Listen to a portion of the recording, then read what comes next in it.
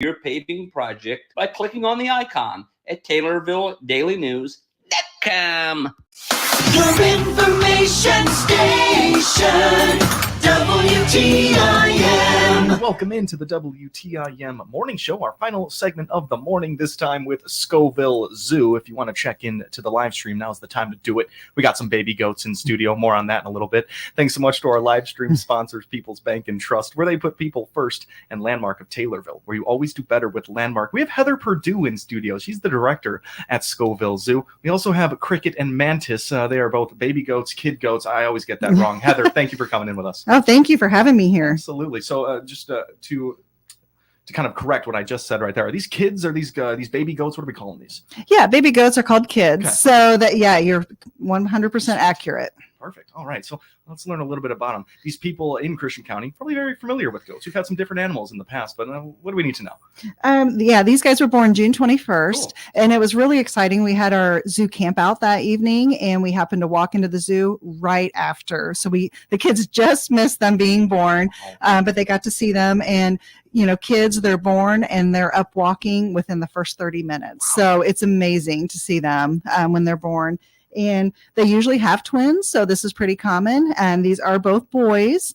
And we'll keep them for the rest of the season, but we are in a pretty rural community, so we know that we always have people that inquire about them, and so usually we can find homes for them at the end of the season. Wow, I didn't know that was the process. Yeah. You guys were going to do anything with those goats there? And then... Yeah, we do. Yeah, we can't keep them all, unfortunately, but yeah, we usually have no problems finding homes for them. I can't imagine you guys do. I'm sure people out there are very happy to welcome some new goats to their and these guys are super friendly. I mean, our petting zoo is probably one of our most popular attractions at the zoo, and so they get a lot of exposure to people, and so they are pretty relaxed, pretty friendly, and so people love our goats, and they can brush them, they are able to feed them in there, and so they get a lot of contact. Sure. These two guys have been in the midst of that the petting zoo so far. Oh yes, since they've been born.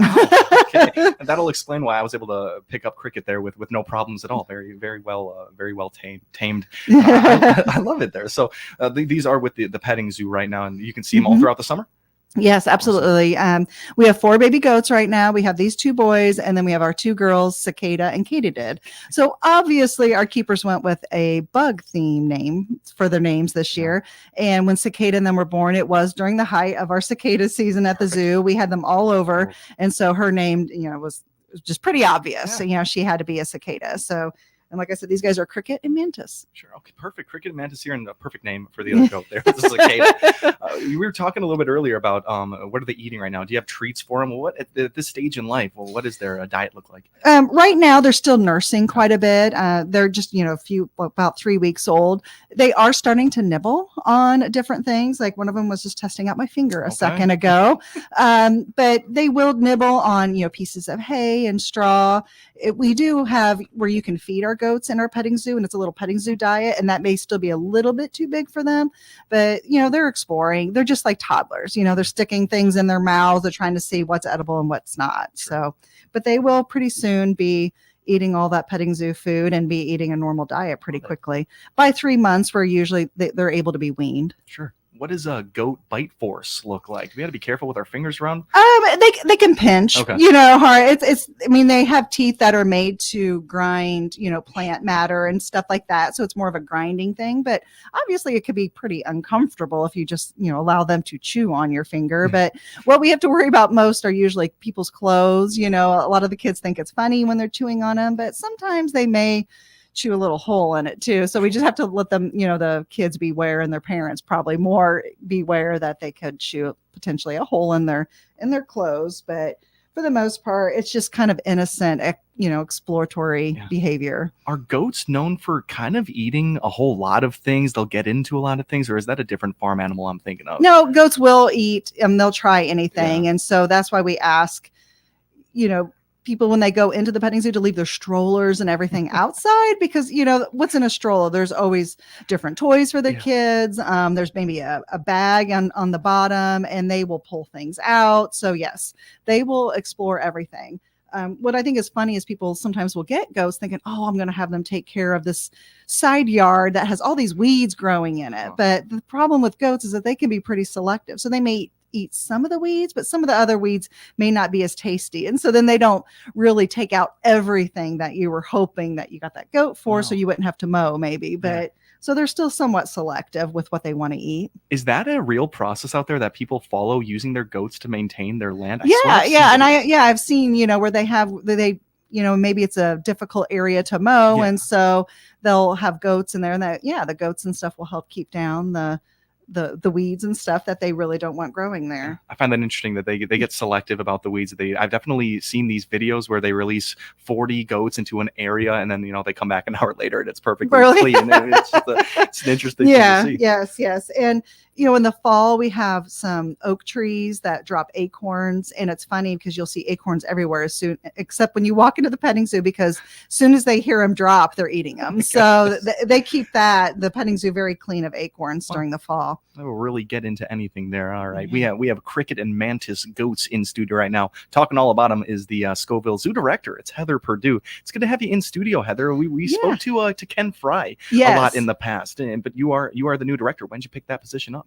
I started as director in April. I've been at the zoo for about 27 years. So I started as a keeper, and then I moved to a registrar position, which is kind of keeping track of all the computer records and the permits and transaction agreements, that sort of thing. And then I was kind of taking on more supervisory roles. And then it just, when it was time for him, Ken is still with the Decatur Park District. He has just switched roles. So we still see Ken. He was still with us during our bus season in May. We anticipate seeing him again, probably for Boo at the Zoo, if we could talk him into helping us out with that. So we still see Ken. He's still obviously very active with the Decatur Park District. He's just helping out with the special recreation department and doing just kind of the general promotions for the park district now. Very cool. You've seen so many different perspectives of Scoville Zoo, even behind a computer screen. And as a zookeeper there, any big changes at Scoville Zoo from when you started? Was it 1997? Is that correct? Yes. I started in 97 before my senior year in college. Cool. I was at the University of Illinois, and so I worked that summer, and luckily I was already biology track. And so then I graduated and was hired full-time in 98. So yes, tons of changes since I've started there. And, when I first started, we were not an AZA accredited zoo. So that happened during my time there, and obviously the reaccreditation process. And so that's something. And then obviously I've seen it grow and evolve during the years with new exhibits, with new kind of behind the scenes buildings that were necessary, like our animal care center, which has a diet kitchen and holding for animals in the winter. That was built while I was there. Penguins arriving, cheetahs arriving during my time there. And now they're building a puma exhibit. So it's very exciting to see everything that has changed. Some really cool introductions there during your time. Yeah. Describe that AZA accreditation. We talked about that in the past, but how important is it and what is it? It is very important. So the AZA stands for the Association of Zoos and Aquariums, and it's a standards. They have high standards to be a part of their organization. And those standards include everything from animal welfare and care to, education, to finances, to conservation effort. So it encompasses all of that. And so we have to keep up and maintain those standards, which we would love to anyway, but obviously that is it keeps us on track as far as wanting to remain an AZA. And, we have kind of an AZA society, and then, we have all these other zoos, and we're part of SSPs, which are species survival programs. So a lot of our endangered species, like our cheetahs and our spider monkeys and Galapagos tortoises, they're all part of these programs. And so they're managed programs. So like, for example, our Humboldt penguins, we just received 2 new ones, and we're going to be sending out one of our males that actually hatched at our zoo because they're part of this program. They look at the genetics. And so any breeding pairs, they're going to recommend to other zoos. So we're sending one out to Rhode Island, and we just received a couple of new ones that will hopefully become new breeding pairs with our current females that we have. So it's, to be an AZA, it's just so important. You want to be part of that family and have that ability to, be part of those managed programs. And knowing that zoos that are in the AZA helping each other out in, Yes. these very involved ways right there. It's just really, really Right. cool. Learning all about Scoville Zoo with Heather Purdue, the director of Scoville Zoo. We have two goats that are very well behaved right now. The baby goats, Cricket and Mantis. We're gonna knock on wood after I said that. Been well behaved. We got another segment coming up here. We'll be right back here on the WTIM Morning Show. Your information station, WTIM. Let's check the markets now on the RFD Radio Network. I'm Jim Taylor, seeing red on the board again on this Wednesday. Corn, beans, and wheat lower. September corn down 3/4, 393 1/4. December corn down 2 3/4, 405 3/4. March corn 420 1/4, down 3. July beans down 11.5, 11.50. August beans down 7, 11.24 1/4. New crop November 10.76 3/4, down 3 1/4. September wheat down 13, 5.59. December wheat down 13, 5.82 1/2. August bean meal 3.40.60, down 4.70. August bean oil up 20 cents, 47.15. Livestock market August feeders 253.65, down 207. August live cattle down 77 cents, 181.57. July lean hogs 88.82, down $0.50. Energy market August crude oil 81.44, up 3 cents. I'm Jim Taylor. Hi, this is Casey Rankin with People's Bank and Trust, and I'm here to share information about our Save by Spending programs. Save by Spending Roundup, where you round up your debit card purchases to the next dollar and put that change in your savings account. Also, our Save by Spending's Rewards program. You can earn cash back on all qualifying signature-based debit card purchases. Call 888-PBT-1954 and learn more about our Save by Spending programs. At People's Bank and Trust, we put you and your savings first. People's Bank and Trust, member FDIC, equal housing lender. Here are the contest rules for our stations. We allow one person per household to win any prize from the radio stations in a 30-day period. Unless otherwise stated, all prizes to Christian County winners are to be picked up within 2 weeks at the studios at 918 East Park in Taylorville. Our new office hours are 8 a.m. to 2 p.m. weekdays. Winners outside of Christian County will have their prizes mailed. Any cash prize is mailed within 30 days of winning. Only if cash winners call our business line within 2 weeks of their name being drawn to provide their mailing address. Employees and their families of the Miller Media Group are not eligible to participate or win any contest. Thank you for listening to this Miller Media Group radio station. We appreciate you making the choice to tune in to us. We want to remind you of some things to keep the attorneys happy. Our stations allow one winner per household in a 30-day period. Cash prizes are mailed to our winners within 30 days of winning. And as you've probably already guessed, portions of today's programming on this Miller Media Group radio station were pre-recorded and are mechanically or digitally reproduced. There. Now we've made the attorneys happy. Thanks again for listening to this Miller Media Group station. Ramey Miller here from Run Deep Coaching. Take your power back. I do holistic personal and business coaching. My service is virtual, so we can visit no matter where you are. Find out more by clicking my icon at TaylorvilleDailyNews.com. That's TaylorvilleDailyNews.com. WTIM, your ag information station, provides over 8 hours a day of agriculture programming on the air, stream live, and in podcast. Find out all the on-air and online platforms you can hear WTIM by going to TaylorvilleDailyNews.com. Your information station, WTIM.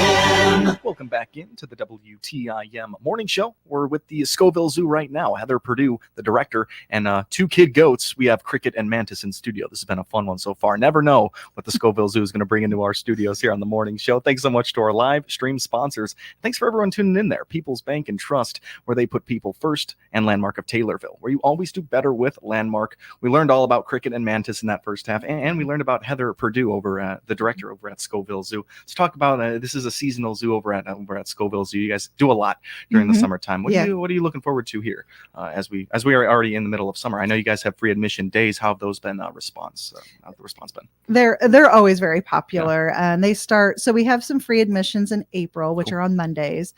We do not have any free days in May, and that's just because we are so busy with school groups coming during the month of May that it's just hard for us to be able to accommodate for all the school groups and everyone coming in for free admission. But then they start again in June, and they're every Thursday now through the rest of the season. So the last free admission day will be October 10th.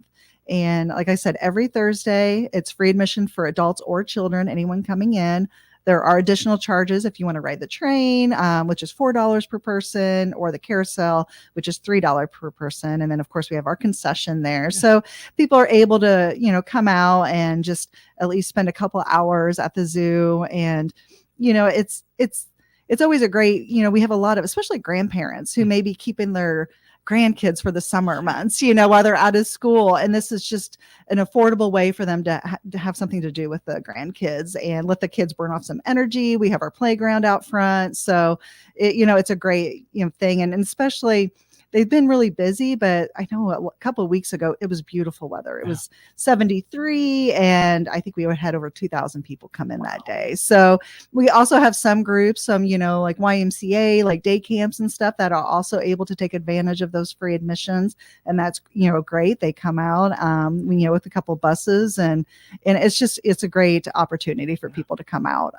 If you do come out during any of the other days, obviously you may be a little bit slower those days, so you may have more of the zoo to yourself, as not as many people, not as busy. But it's $9.75 for anyone 13 and over. Children 2 to 12 are $7.75. So yeah, it's still affordable. So people are still able to come out, and like I said, we have the petting zoo, we have a train, we have our reptile building that we totally renovated and was reopened last year. So people go, if they haven't been there in a couple of years, they could come out and see those newer exhibits. Nice. Okay. Free admission days at Scoville Zoo are on Thursdays. Glad to hear that people take advantage of that. Yes. You mentioned we had some beautiful weather in the past, but kind of recently past, we had some really, really hot days. How do the animals fare on those 100+ degree days? Are you kind of just a little bit more nervous on those days? You have to process. Yeah, we do. A lot of our keepers will make accommodations for the animals. So some of the animals may get piles of ice, and some of the animals, like our wolves, may just plop down right on top of the ice, just like your dogs at home may do.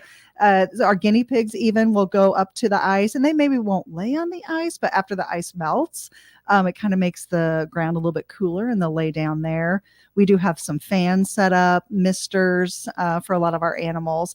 And if you do come during the hotter times, obviously some of the animals may just be kind of laying down in the shade somewhere. So it may take you a few more minutes to maybe find the animal, but rest assured, I'm sure they're in the exhibit, but they may be finding a cool spot to lay in. Wow, that's interesting. Yeah, I kind of want to see the wolf laying down on a big chunk of ice right now. Yeah, a chunk of ice. Hilarious. Yeah, it's really fun. A place of solace for him. He needed it. But let's talk a little bit another upcoming event, the ice cream safari. It's pretty upcoming here. Yeah, on July 21st, we do our ice cream safari, and we have 6 ice cream stations set around the zoo, and it's just included with your admission into the zoo that day, and it's from 1 to 4 o'clock. And we have representatives from the Macon County Sheriff's Department. They're always the ones scooping out the ice cream, and we do have 5 different flavors of Tillamook ice cream that we're using. And then we are doing, we did have some people ask for a non-dairy option. So we are going to try the Dole that is sold at the Over the Top, which is a Decatur Park District ice cream parlor, and they are going to provide us with some Dole whips. So it's a non-dairy option for some of those who maybe can't enjoy the regular ice cream. Perfect. I'm glad that even more people are being able to be involved this year. I seem to remember last year we had a little post-game talk with Ken Fry. They went through so much ice cream. Is that ringing any bells? Like they went through more ice cream than you guys even imagined last year. Yeah, I think we had 10 3-gallon tubs of ice cream. Wow. So I did add a few more tubs to that to hopefully make sure. There. And it all, sometimes it's weather dependent too, but hopefully we'll have a nice, sunny, good day warm day for some ice cream. Absolutely. And so people will come out. And we usually have some ice treats made for some of our animals as well that we offer to them so they can enjoy ice cream in a little bit of a different form, but they're still able to enjoy a cool treat that day. Absolutely. Awesome. With Heather Purdue right now, director of Scoville Zoo, we got 1 minute left. Can we work in Twilight Tuesdays? Those sound cool. Yes, we have 2 more Twilight Tuesdays. Great. So those start in May, and it's always the last Tuesday of the month into August. And so I think it's July 30th this year. in July. And we just have a later admission on that Tuesday. So people can get in until 7 o'clock, but then the zoo grounds close at 8. And it's just an opportunity. Maybe people can't make it during earlier in the day, or maybe if it's a warm day, they can come out hopefully in the cooler evening and enjoy the zoo at that time. Totally. I love it. Twilight Tuesdays, one on July 30th, and then the final one on August 27th. Yes. There. All right, perfect. Heather, thank you for bringing in Cricket. Oh, and thank you Mantis. for having me. This Absolutely. has been fun. Learned And a they've whole been lot. so well behaved. They really have been. We can finally say that. Cricket and Mantis, Yes. you guys deserve whatever you want to chew on after this thing. This has been Yes. the WTIM Morning Show. We thank Heather Perdue for coming in today, director of Scoville Zoo. Online, you guys can find at scovillezoo.com. Is that Yes, easy as yes, that? absolutely. And Facebook. We're really active on Facebook. Awesome. Glad to hear that's being updated there. Yeah, head out to Scoville Zoo. Those free admission days are Thursdays. And once again, I'm Tim Zalabak, your host of the WTIM Morning Show. Thanks for tuning in. The Big 870 WTIM Assumption Taylorville, 96.1 W241 CF Taylor.